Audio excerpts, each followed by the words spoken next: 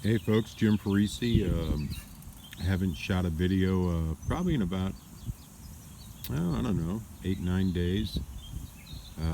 This is my backyard. I just bought this house. This is my newly power washed patio, and then redid these chairs and that little couch thing there. But put in a garden. You see the spray in the back there. That was an old stump that I dug out. And happy birthday there is because I just had my Beatles birthday. I turned 64. Lots of changes. No longer in the car business for now. Kind of taking a break. And it's weird. I was selling cars in '97 for the first year, and I've done a lot of stuff. At 64, you got a lot of different chapters in your life. Mine right now is watching the bird feeder there and the birds, and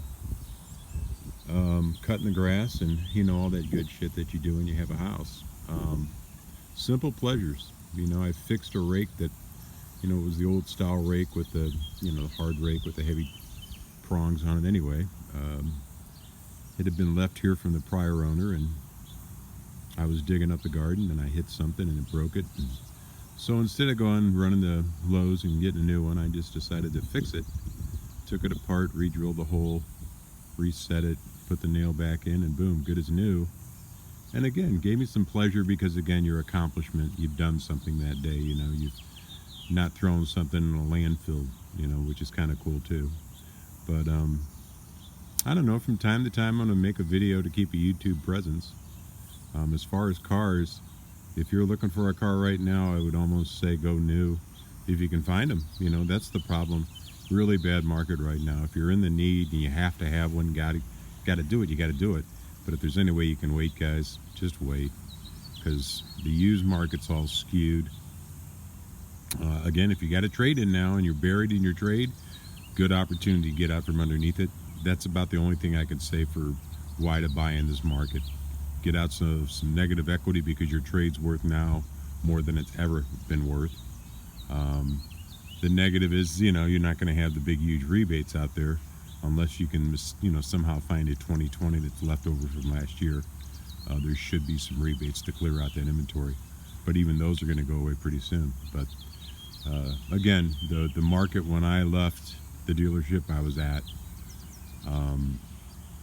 it was just horrible, the price points that they were charging on used vehicles. I mean, you're talking about something that would list for 45 grand and it would be at 54 with 30,000 miles on it. I mean, just nuts.